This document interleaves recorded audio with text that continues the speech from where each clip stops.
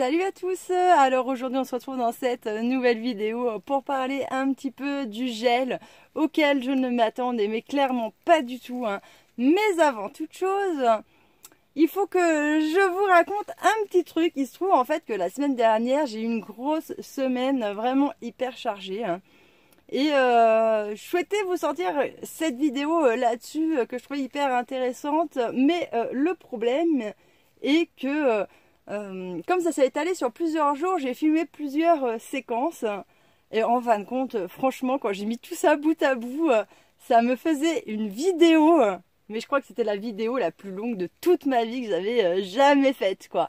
Et c'était presque limite un reportage télé. Et franchement, c'est pas que je suis contre de vous faire des vidéos qui durent 15 plombes, mais c'est surtout que après je galère pour les uploader et que celle-là j'aurais mis 1000 ans à la télécharger. Donc du coup j'essaye de la retravailler en ce moment pour que ce soit plus court, mais clairement j'ai vraiment du mal.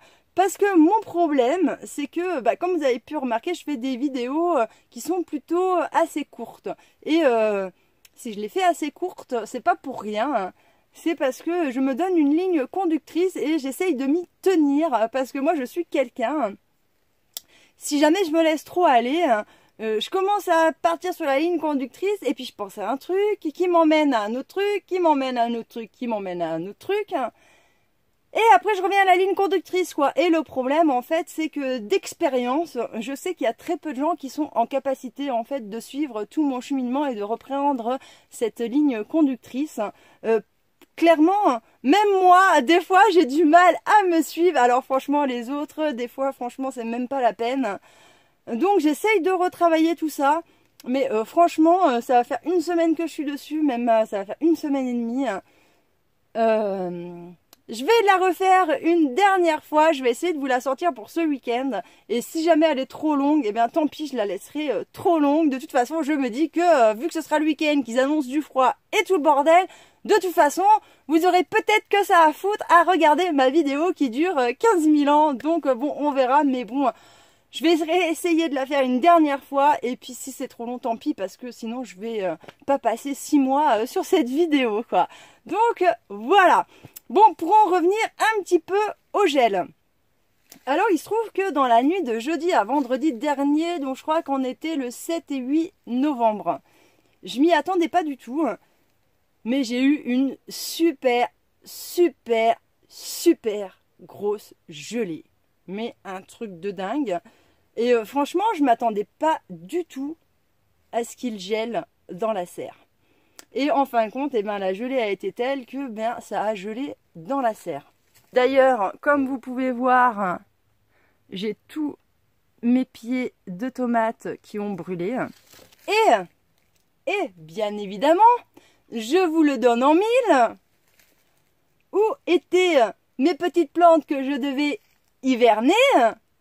Eh bien, elles se trouvaient dans la serre. Bien évidemment.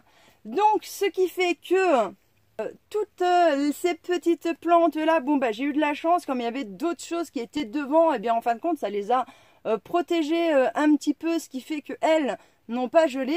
Par contre, la plante sur laquelle j'espérais pouvoir récupérer les graines de tomates et tout pour les ressemer l'année prochaine, et clairement elle a gelé. Donc comment vous dire que j'ai même pas commencer à hiverner des plants, que sur les 4, j'en ai déjà perdu un. Donc je me dis, franchement, je sais pas comment ça va se passer cet hivernage, mais autant vous dire que c'est pas gagné, quoi, hein. Enfin bon, bref, c'est comme ça. Qu'est-ce que vous voulez que je vous dise? Quand on est une tête de linotte, eh bien, il y a plein de choses qu'on apprend à faire avec, hein. Je pense que c'est peut-être pour ça que je suis quelqu'un qui relativise autant, parce que les petites boulettes que je fais au quotidien m'ont peut-être appris à relativiser comme ça et à être plutôt cool. Voilà, bon écoutez, je pense que c'était tout pour cette vidéo. Je vous remercie de m'avoir écouté et je vous dis à bientôt dans une prochaine vidéo.